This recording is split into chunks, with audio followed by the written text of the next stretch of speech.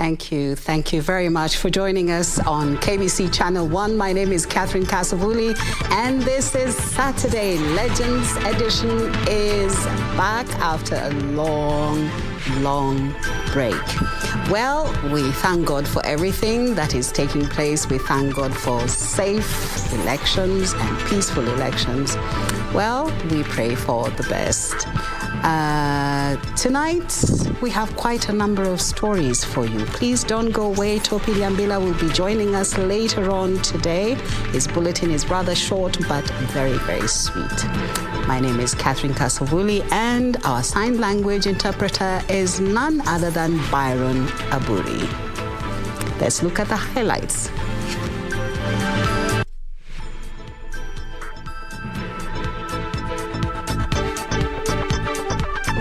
Balancing act or playing smart. Kenya Kwanza Alliance fronts Bungoma Senator Moses Wetangula as National Assembly Speaker.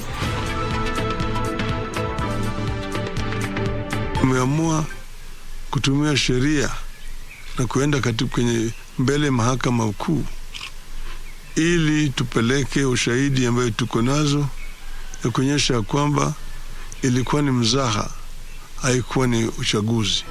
Not letting go, Azimio leader Raila Odinga affirms to clergy he will challenge Ruto win in court. Act of arson, Kisumu boys' dormitory razed in early morning fire a day after schools reopened. And a cry for help. Victims of banditry in Baringo ask government to come to their aid.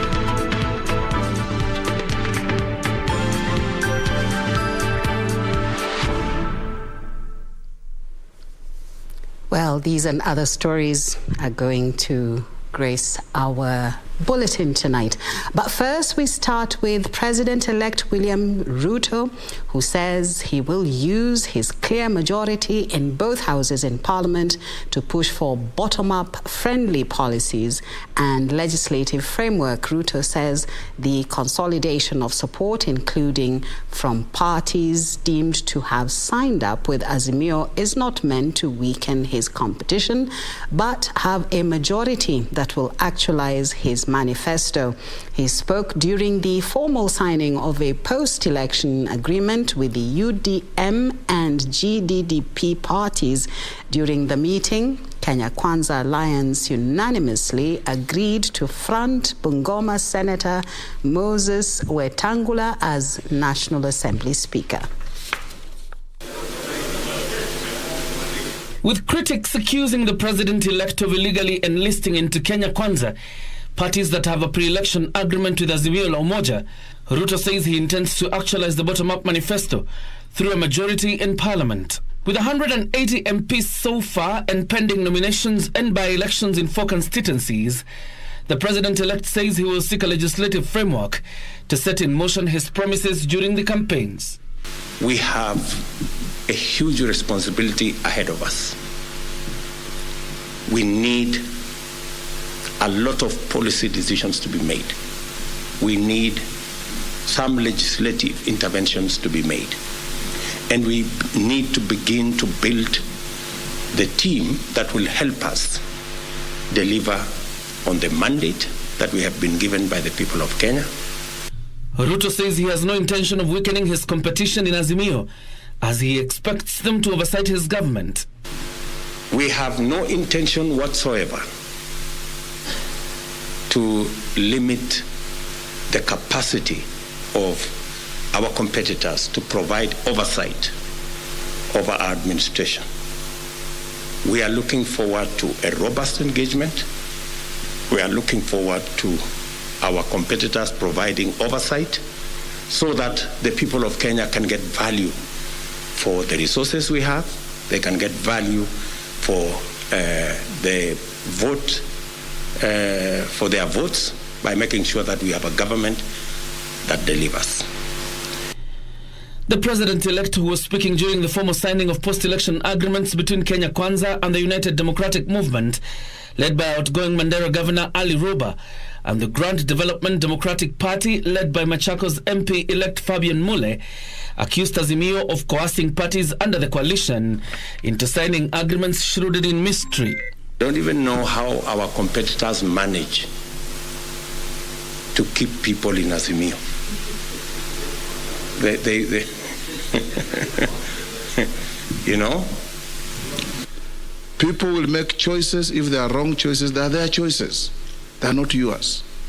So don't lecture anybody about mundane provisions of the law that are inimical to inconsistency with the Constitution. We are so happy to associate with you. A good and courageous decision made yesterday, or made today, or made tomorrow shall remain and be recognized as a courageous decision.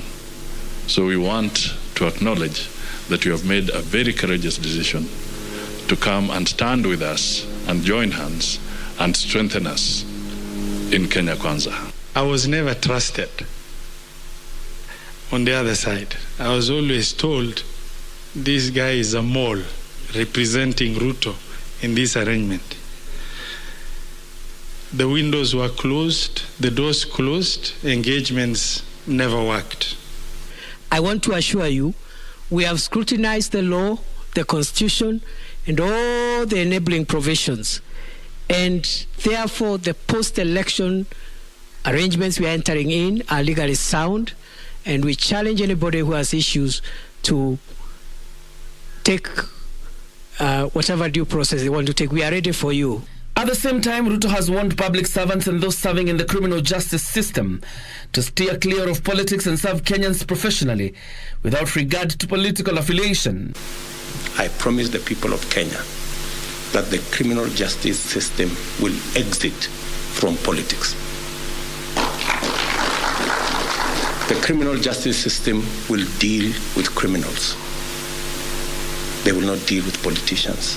The Kenya Kwanza Alliance has formally unveiled Bungoma Senator Moses Wetangula as its candidate for the National Assembly Speaker post when the 13th Parliament convenes for the first time. I have the singular honor and privilege on behalf of Kenya Kwanza to announce that we have unanimously agreed that the Speaker nominee for the National Assembly for the Kenya Kwanza Coalition shall be one Moses Masika Wetangula.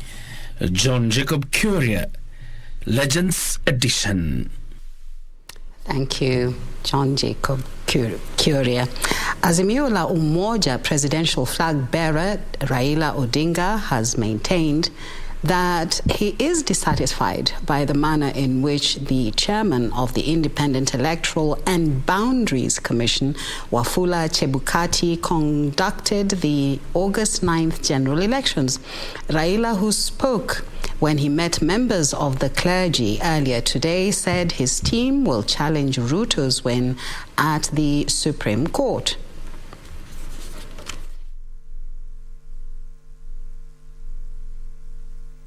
With a 7 days constitutional timeline to file a petition challenging the presidential election fast approaching, Azimio la Umoja One Kenya presidential candidate Raila Odinga says the alliance is working round the clock to ensure the move to the Supreme Court is successful. Raila Odinga, who spoke after meeting a section of the clergy early Saturday, claimed the rejection of the presidential election results by 4 IBC commissioners was not only shameful but tainted the credibility of the election and the nation at the global stage.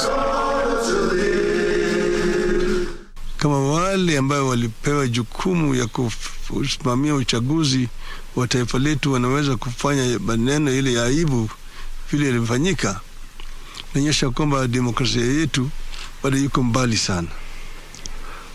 Na kwa wakati huu hata kuna mtu ambaye angefurahia ati kuna mshindi. Naona wengine wanasema ati rais elect. Kama kuna wale watu wa tume ya uchaguzi ambao ni watu 7, hatujasikia maoni yao kwa kijumla. Hii maneno ya kuaibisha katika ulimwengu mzima, mbele ya ulimwengu mzima. Odinga, who urged the presidential-elect William Ruto to hold off celebrations, called upon his supporters to remain calm as the coalition moves to court to pursue justice. Sisi hatutaki kuona fujo au vurugu katika taifa letu. Nataka kuona amani ikidumu katika taifa letu. Kwa sababu tumeamua kutumia sheria na kuenda kwenye mbele mahakama kuu ili tupeleke ushahidi ambayo tuko nazo na kuonyesha kwamba ilikuwa ni mzaha, haikuwa ni uchaguzi. Tunataka kufanya hii kutetea demokrasia ya taifa letu ambayo watu wengi walipigania.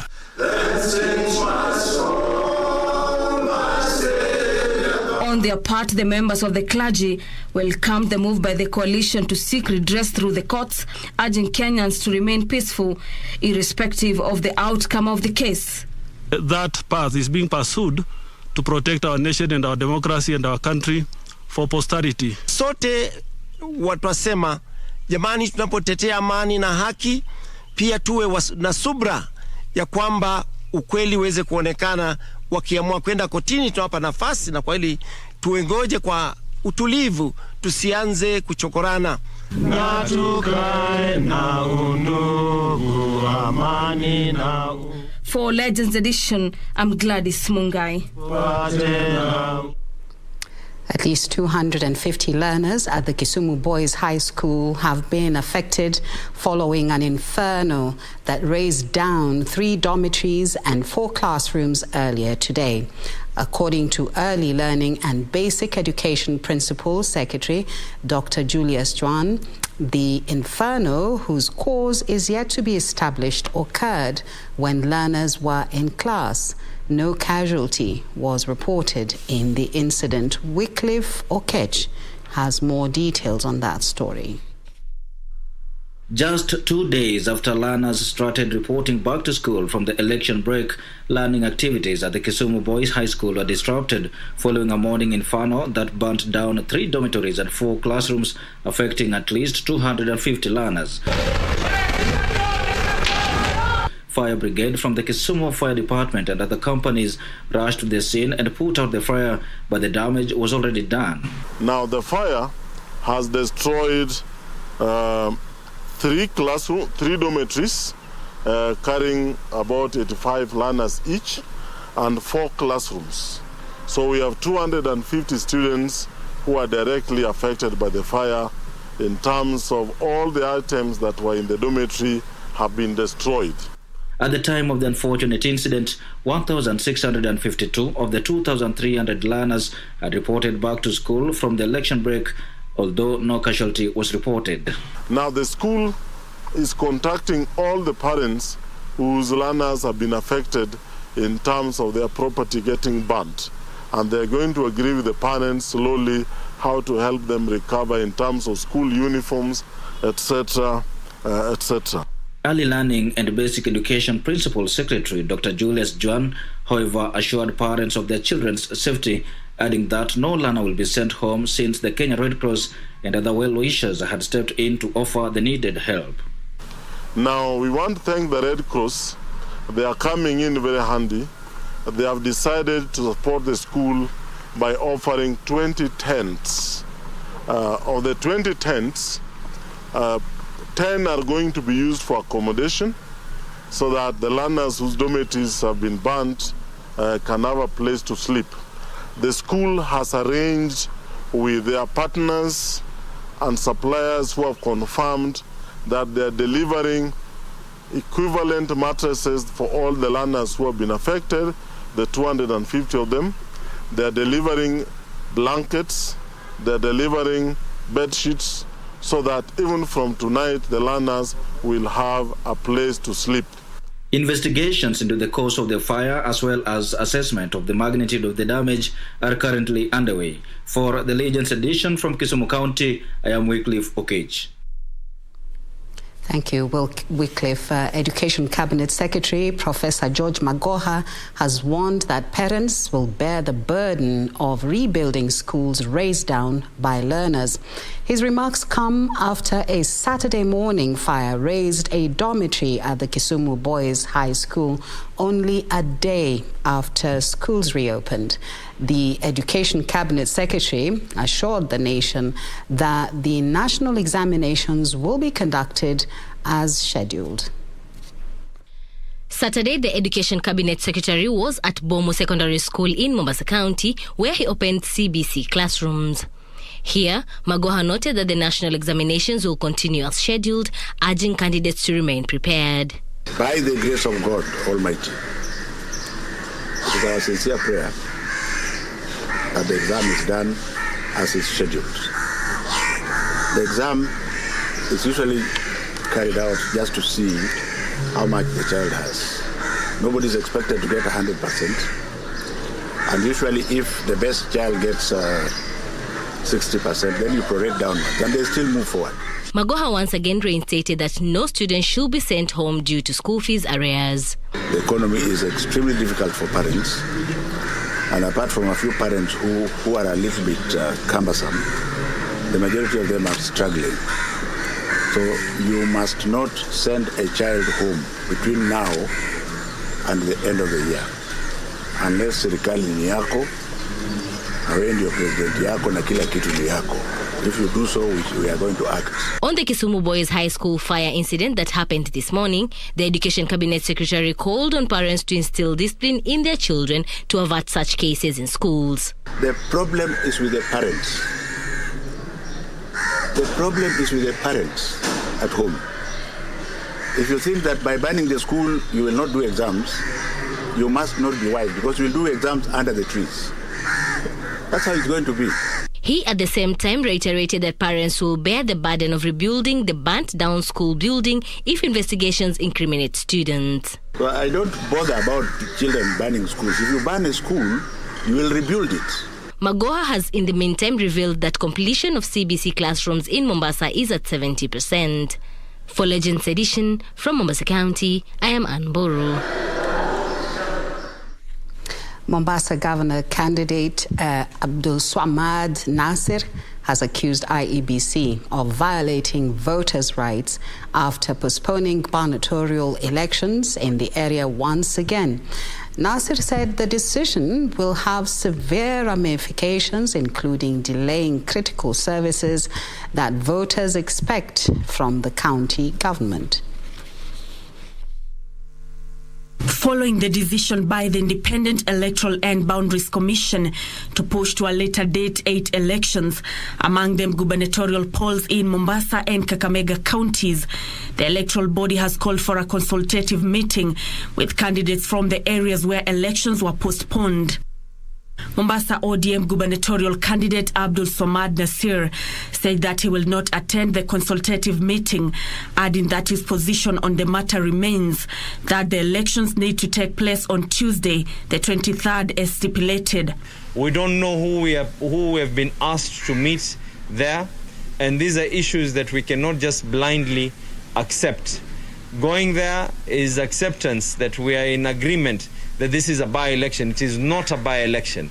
These SPMAC international observers have asked the Independent Electoral and Boundaries Commission to conduct elections as earlier scheduled in delayed electoral areas of Kakamega and Mombasa counties, among others. Election Observer Mission appeals to IEBC Commission to consider resolving their internal conflicts and adhere to their signed oath to serve as commissioners by conducting free, fair, credible and peaceful general and presidential elections in Kenya 2022.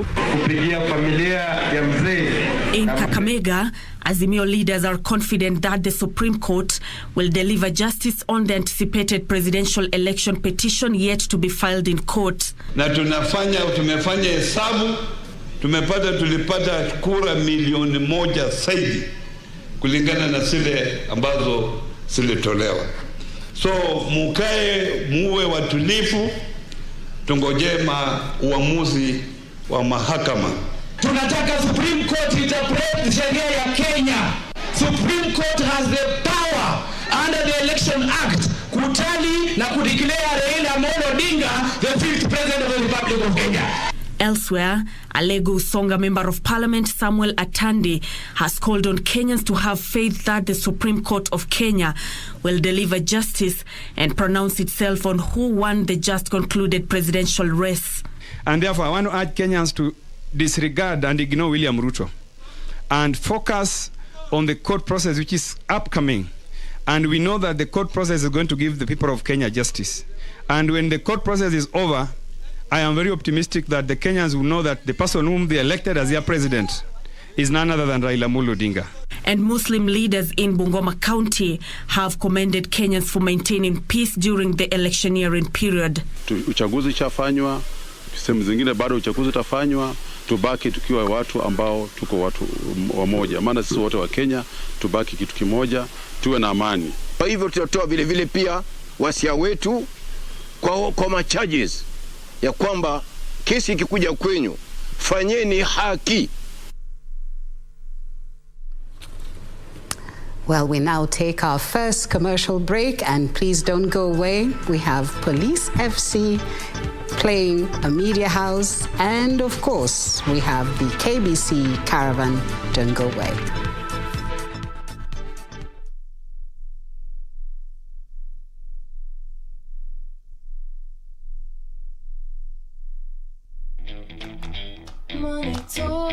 You took me to the cleaners. My house now belongs to the bank. My business, kaput. The booze won't make you any better. Lower the helm, or better still, lose the mini. Say I'm pathetic, but you're the pathetic one. Firing me because my brother dumped you for a better woman?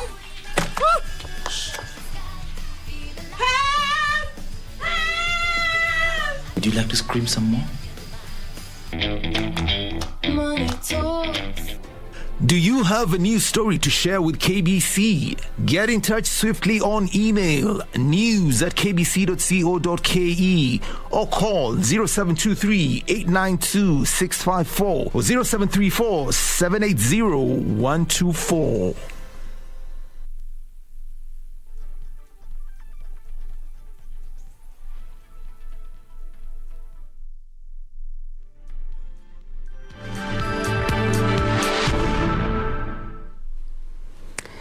This is the Legends Edition, and you're watching KBC Channel 1. I'm Catherine Kasavuli.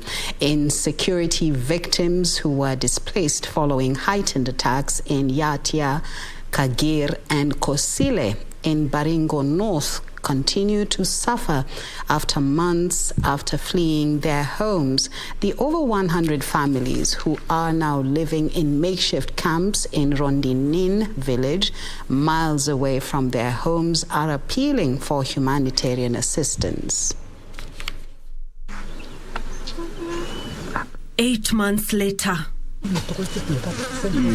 inside the bushes lies over 100 families displaced by insecurity from Yatia, Kagir, and Kosile in Baringo North. Having nowhere else to call home, they have made makeshift houses using twigs and anything available. Inside the houses are some of the belongings they managed to flee with when banditry attacks forced them from what they once called home. Mambo ya grass tilling, hiyo ni mambo ya kuiba mbuzi, kufanya kuchukua ng'ombe, ndio hiyo shida alifanya hiyo watu kwa mama. Hopelessness is written all over their faces, with children and the elderly suffering from hunger and constant diseases after being exposed to cold. Sasa sisi tunaomba serikali usaidie sisi. Tunalia serikali saidie sisi. Tunaishi msituni ile hata watoto yetu hata watoto mingi wamekufa kwa pneumonia. Kuna watoto tunajeshewa msituni. Kama well wishers wenye wanaweza kuwa na roho ya kusaidia, watusaidie. Monica Chepkwony, a Form 4 student from Yatia Day Secondary School, says that many children were forced to stay away from school. Hata mimi nilipigwa risasi la Mungu akanisaidia. Sikufa kwa sababu ya Mungu. Hata mimi niko Form 4. Penye tulihamia ni mbali. Hata nikienda shule Hata nikisoma hivi hawezi kuniingia. Hawajui shule ni nini, hawajui hata kuongea, hata Kiswahili hawajui. Shule imekuwa mbali, maji imekuwa mbali, chakula hakuna. Michael Sesat is appealing to humanitarian agencies to come to their aid and alleviate their suffering. Niko na ndugu yangu anaitwa John Steven, alikuwa na hiyo shida ya cattle wrestling, ikawachwa kwa nyumba kama ilikuwa mwezi wa 5 katikati, ikaamua kujinyonga kwa sababu ana mwenye anasaidia kwa hiyo nyumba. Given the fact that now it's raining, you find most of them are sick. Most of them have malaria because of the mosquito bite. These are people who need all the humanitarian help they can get, be it in form of shelter. Baringo North and Baringo South have been experiencing persistent attacks from bandits, leading to loss of lives and scores injured. And as the victims continue to suffer in their homeland, the question remains, for how long? Nancy Okware, Legends Edition. A man hacked his wife with a machete, torched their house before committing suicide in Ngosine area of Makueni County. It is believed that prior to the incident, the couple had a heated argument. His wife is recuperating at Makueni County Hospital. The partially burnt house is what remains of this homestead. It all began after one Matolo Kasimu, a middle-aged man from Ngosini, Makueni County, torched the house after an alleged altercation with his wife. Kasimu later hacked his wife with a machete before committing suicide. Efforts by villagers to put off the fire was futile. According to the deceased father, Christopher Kasimu Nyamai, the couple were living happily and that they had not anticipated such an incident.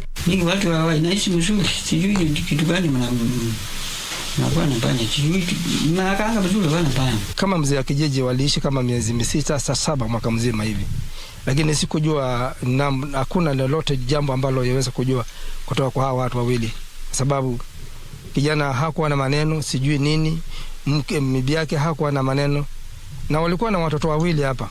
The wife is recuperating at Makueni Referral Hospital while the body of the deceased was moved to Makueni Hospital mortuary. Tunakadiria kwamba maumivu hayo yamesababishwa na panga na mengine kuchomeka kwa moto ambayo inaonyesha kwamba alichomeka pande ya miguu, kapata umivu wa panga katika kichwa chake na mkono, na kwa sasa anaendelea na matibabu katika hospitali yetu ambapo kikundi cha wataalam wanaendelea kumshughulikia, na kwa sasa naweza thibitisha kwamba maisha yake hayako hatarini. Elsewhere, Brian Olunga Odinga, the bodyguard to a Kimilili Member of Parliament aspirant Brian Haemba, was laid to rest today at his home village in Kalenda, Kakamega County. Brian Haemba, who was allegedly shot by Kimilili Member of Parliament-elect Didimas Baraza last week, died of a bullet injury, according to post-mortem report.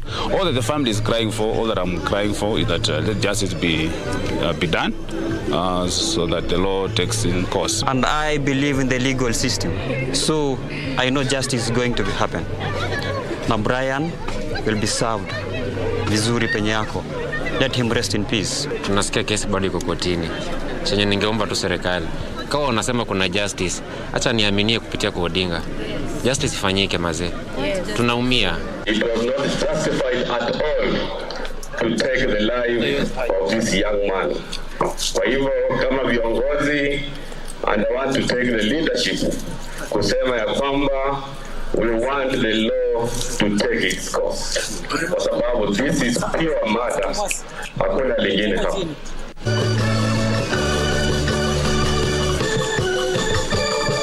Reporting for Channel 1 News, I'm Chemtai Opicho. May his soul rest in eternal peace. St. James Cathedral, ACK Church in Kiambu, has been deconsecrated and released for secular use.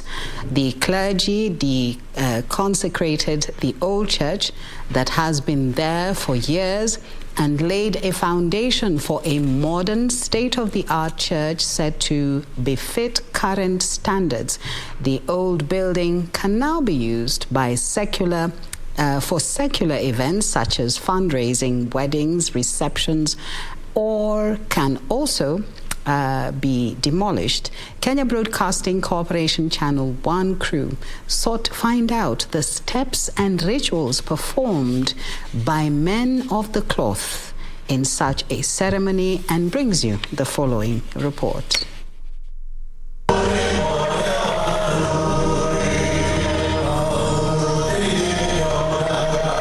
In the modern world, many people fear curses as they result in misfortunes and negative eventualities in life.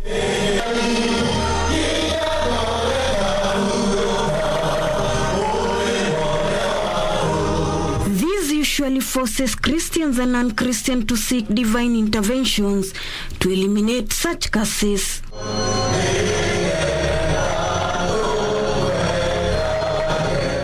But can a church building be condemned, and why?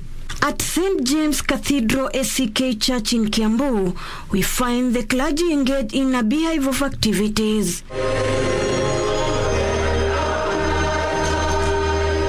Our curiosity draws us near the 50-year-old direct church building. It has happened many times in these dioceses. Churches have been renovated and have been upgraded, and that service has been done. But this one was more serious because it was the cathedral one. According to priests, many go to church to have a conversation with their Maker. Others come to explore more about His creation, while others flock there to praise and worship Him and give thanksgiving. Once consecrated, a service is mainly, our building is mainly reserved for divine services. But what happens when the building where Christian services are held is no longer effective? And what steps are taken before the commencement of reconstruction of a new church? You cannot hold any service in there, like you cannot eat in it, you cannot do secular programs in there. But now when you release it, it's ready for demolition. It's ready, you can even now, like today, you can eat in it. St. James Cathedral. The old church building is now released from sacred to secular use. After all is done, the design of the new church is prayed for before construction starts. Then, the congregation, according to the clergyman, is mobilized to put up a modern state-of-art church. All the Christians of this diocese, very able Christians. I call upon all my clergy who are very supportive. I call upon all the well-wishers to come and help us put up this cathedral in 2 years. And in this case, worshippers at SCK St. James Cathedral, Kiambu, will have to wait for the next 2 years to occupy the new church building. Ruth Wamboy for Legends Edition. The Rwambeka Forest Protection and Conservation Organization has turned more than 500 charcoal burners and tree loggers into wildlife and environment conservators. The group's founder, Jacinta Karoki, says the organization has for the last 3 years taken on the task of educating the once charcoal burners on the need to conserve the environment and also proper agroforestry practices. Jacinta Karoki is a reformed woman. In her own words, the 48-year-old lady was a well-known notorious charcoal burner in Kithoka village within North Imenti sub-county before she saw the light and embraced wildlife and environmental conservation, a path she confesses was not easy to walk. Kazi yangu ya mbeleni ilikuwa ni ya kuvunja kuni. To her, logging was normal business and she didn't appreciate the importance of conserving the environment. But now she is fully transformed, preaching the gospel of the importance of caring for the ecosystem in lower and upper Imenti forests. Tunaweza kuzunguka kila pahali tukiokota hii mbegu ya threatened species tukirudisha kwa msitu yetu. Kuna hizi mbegu ya threatened species kama hii inaitwa mokomere, kuna ovariodendron. Karoki is teaming up with locals in Kithoka village in promoting proper agroforestry practices and reforestation by growing indigenous tree seedlings and engaging in environmental conservation awareness in the region. The venture aims to identify and map rare and endangered indigenous Kenyan tree species, besides increasing their awareness to the local communities. Tumepanda miti, hata ile hewa tunavuta ni sawa. Unajua miti ndio inatupeanga oxygen. The Rebecca Forest Protection and Conservation Organization has so far enrolled 500 members in Ending Charcoal Burning for Tree Planting Exercises campaign. Napanda miti ya avocado, napanda makandamia, kuko na kahawa, kuko na version. Hiyo yote napanda. Kwa hiyo nikipanda, ikikuwa napata mazao, nikiuza napata pesa, na nunulia watoto wangu chakula. The members have been trained on tree planting and encouraged to embrace it. After uprooting the lantana, they plant the trees first. We are doing a program called Tree First Program. Then they later prepare the land and plant their crops, the raw crops, no planting of maize, beans and potatoes. Through these, they are able to mitigate and also overcome the challenges associated with the drought and famine. The members have been equipped with tools and agroeconomical advice from Kenya Forest Research Institute and International Tree Foundation, and also grow various fruit trees in their homes that offer variety of fruits. Irene Mchuma Udim, The Legends Edition. Thank you, Irene. Humanitarian agencies have warned of a looming serious famine in the drought-stricken regions of northern Kenya and calls for urgent intervention to avert the crisis. According to the Christian World Service Project coordinator Michael Kendagor, areas of Lysamis and North Horr sub-counties in Marsabit County are among the worst hit.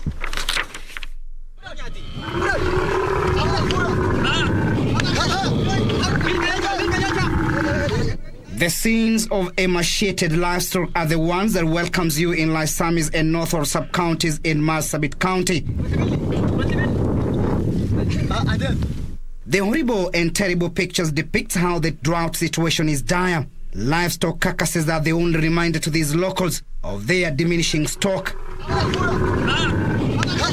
The natural water points long gone, with artificial ones also following suit. And a total of over 1 million heads of livestock have been lost to drought, thus exposing the residents to acute food insecurity. Kuna wakati hata watu hakuna kitu wanakula, wengine wanapata 1 meal, wanakula tu chakula mchana na usiku wanalala. Kwa kweli gharama imetushinda ya maduka. Hivi sasa tunaona chakula tunarudishia CWS sana, shukrani kubwa. Watu wanaumia sana. Wale walemavu wanakaa tu kwa nyumbani. Hatuna chakula, hatuwezani hata kwenda kubeba kitu. Humanitarian agencies have subsequently moved in to save the situation, which is getting dire every passing day.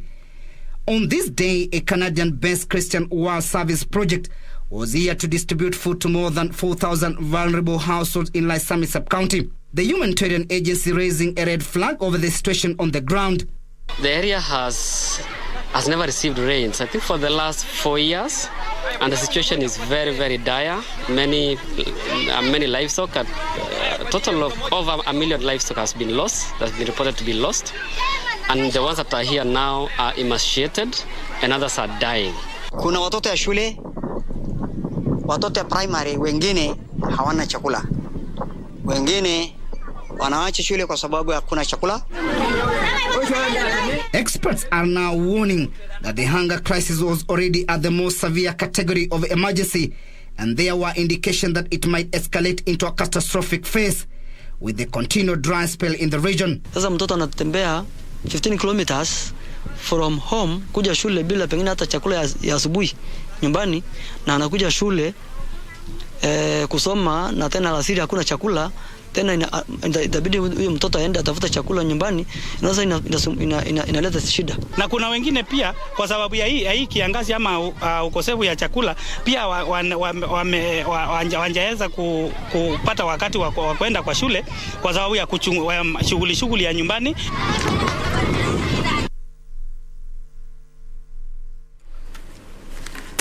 And from that story, we take a commercial break. Tuopili Ambila will be gracing the screens very shortly.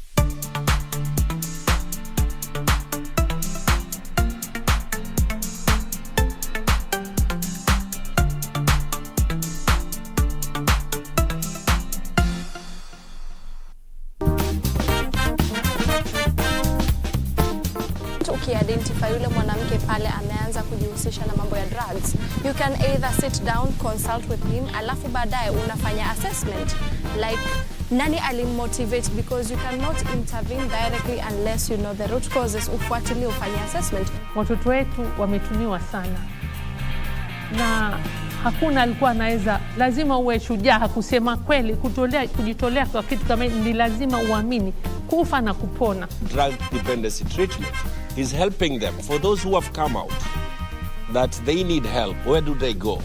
We have a rehabilitation process. Some turning points. Ya kwanza ilikuwa is my son, ambayo nilikuwa naona hiyo kitu itakuja kumaffect in future. Alafu the next ni my young brother, ambaye alikuja akaniambia, "Awe Musa, kwani ume lose hope in life, wewe ni aje?" Kupata mafuta kupanda, kama sikiza tune kwenye simu yako, bonyeza *811 *962#. Nashukuru serikali kwa kuongeza bei ya mafuta. Sasa niko kwa highway na hakuna traffic hata kidogo. Naomba serikali iendelee hivyo, tubaki tu watu ya gasla na heavy machine peke yake. Pia mimi naomba huyu serikali waseme kama gari yako ni below 3000 cc, gari yako na baki nyumbani, itengeneze nyumba ya kufuga kuku. Kupata mafuta kupanda, bonyeza *811 *962#. *811 *962#. Haya.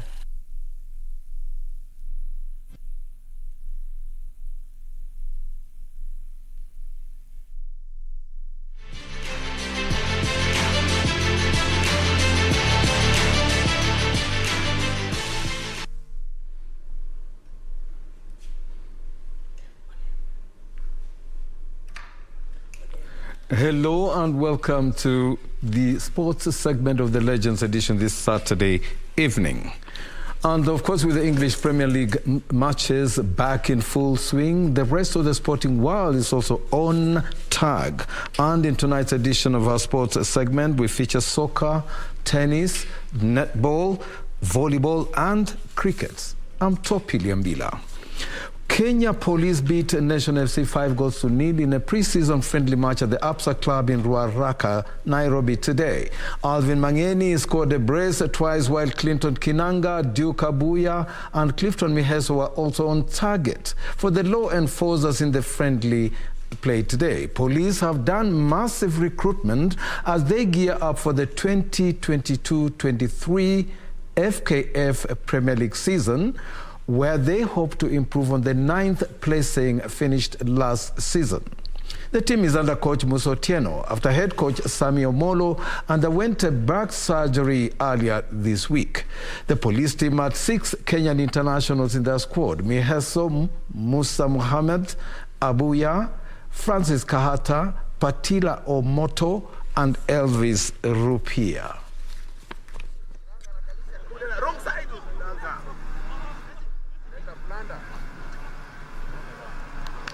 Kinanga. Patila.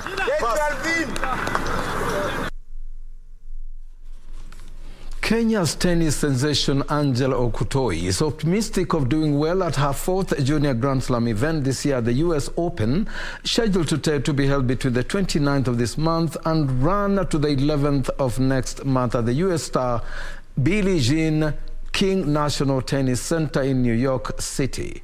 Okutoi is aiming to reach the quarter-final stage and improve on her 3rd round from the Australian Open.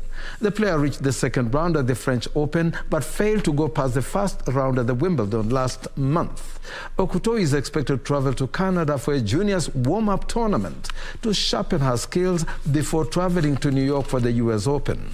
The 2022 US Open will be the 142nd edition of the Tennis US Open and the 4th and final Grand Slam event of the year.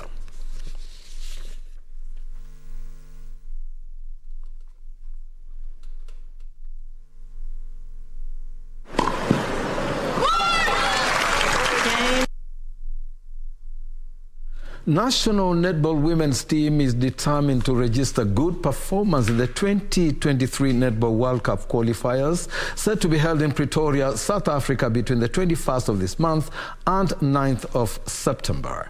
The team is in Group B alongside heavyweights Uganda, Malawi and Eswatini, while Group A has hosts South Africa, Botswana, Namibia and Tanzania. Sports Fan in Nairobi. The team known as the Divas is under Joseph Makau with Parin Simiyu the skipper, shooter Lydia Nyapere and mid-court Irene Anyango, who earned their first call-ups to the national team at the 2019 African Championship, have also joined the team. Team Kenya is currently ranked 40th in the world and faces a stern test to qualify for the global show. Uganda is ranked 6th, followed by Malawi, Zimbabwe is 13th, and Zambia in the 7th, 13th and 17th respectively. Namibia and Botswana lies in the 23rd and 28th respectively. The competition will be played in a round-robin format with the 9 teams split into 2 pools based on the most recent results from the African Cup 2021 final placing. Australia, who are ranked 1st in the world, New Zealand 2nd, Jamaica and England have automatically booked their slot at the World Cup. While in Africa, only South Africa and Uganda have qualified. For Legends Edition, I'm Stella Onyango. Sports fans in Nairobi County today had an opportunity to be entertained and interact with Kenya Broadcasting Corporation presenters during a KBC Sports Broadcaster Activation Caravan that traversed various parts of Nairobi County. Our reporter Kingori Mwangi was in the caravan and tells us more.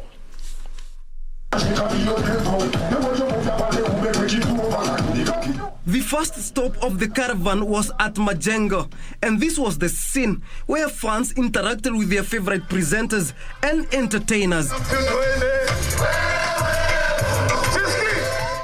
For sporting events, the brand ambassador urged residents to keep it KBC Channel 1. This is our second. Now we're in Nairobi, our second caravan. We started by being in Uasin Gishu and Nandi counties. And it's because it was a season of athletics. And we know that is the home of the home of champions, you know, when it comes to athletics. So again, here we are in Nairobi after a very heated electioneering period.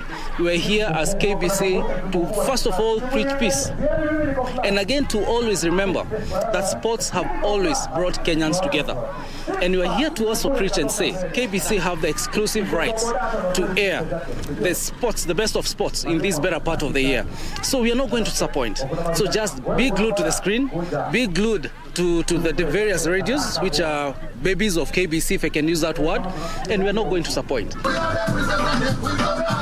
Residents expressed their satisfaction with some of quality content and favorite programs aired on KBC Channel 1. Mimi napenda KBC kama kwa vipindi ambazo wanatuletea kwa Kiswahili, kwa Kiingereza, kipindi kama Vioja Mahakamani, Classmates, na pia wakituletea michezo mimi hufurahia kwa sababu KBC ndio hata ina vipindi kwa lugha kwa lugha yani ya mama, ile mtu anaweza elewa kwa undani. Tunapoingia katika mchezo wa World Cup, KBC imetupa ruhusa ya kuwatch hiyo kipindi. Tutaendelea kuwatch kwa sababu ndio kipindi ya maana inayokuja one by one, bila malipo yoyote, bila kusubscribe, bila kugoogle. Mimi najivunia sana hiyo station ya KBC. Fans were not left empty-handed. They received fabulous prizes from our presenters. As the caravan snaked through Juja Road, Eastleigh, Majengo, Shauri Moyo, Bahati, Umoja, Kayole, Dandora, Kasarani, Soweto, Jacaranda Ground, Kawangware, Kibra, Gong, Kiserian and Ongata Rongai, Kenyans were reminded to maintain peace and cohesion, especially during this post-election period.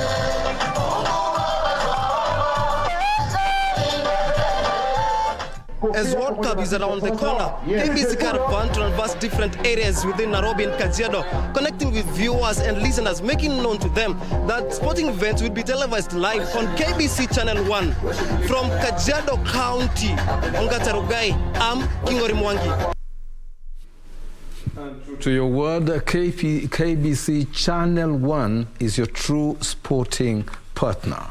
Now, national cricket men's team will face Nepal in a bilateral series from the 25th of this month through to the 5th of next month here in Nairobi.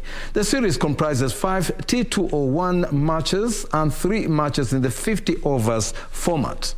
The series will be a first assignment for the Nepal team's new head coach Manoj Prabhakar, who took over the role recently following the departure of the previous coach Pubudu Dasanayeke last month. Cricket Kenya is currently trying to give the domestic cricket circuit a facelift by collaborating with broadcast partners and introducing the D20, D10 format competitions, which have been a success in the UAE and Oman.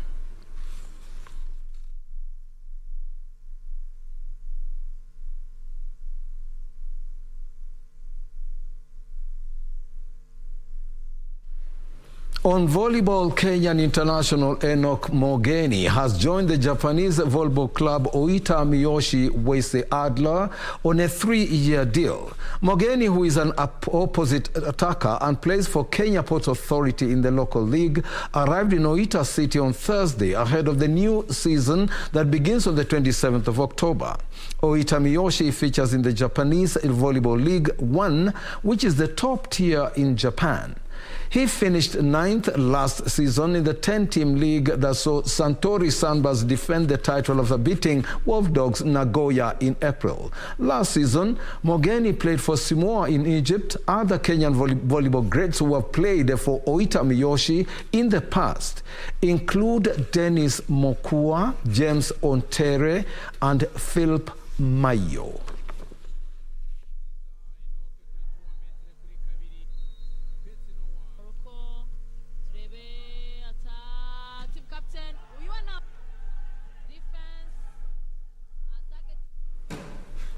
Last season's Football Kenya Federation Premier League Golden Boot winner Derek Otanga has completed a move to Algerian top-flight side CS Constantine. Otanga is expected to join his new side in the coming days once he receives his travel documents. The 23-year-old has been playing for KCB in the past 2 seasons, thus creating milestones for him in his career. Otanga is joining the Algerian side in a lucrative 2-year deal.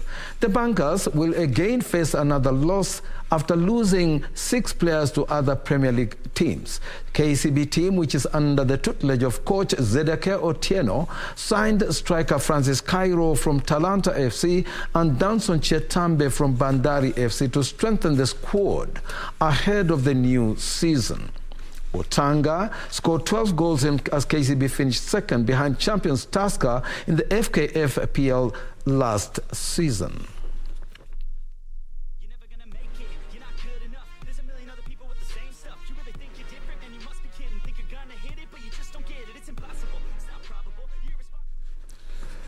Legendary African footballer Samuel Eto'o Beg your pardon, from Cameroon believes an African team can win this year's FIFA World Cup in Qatar.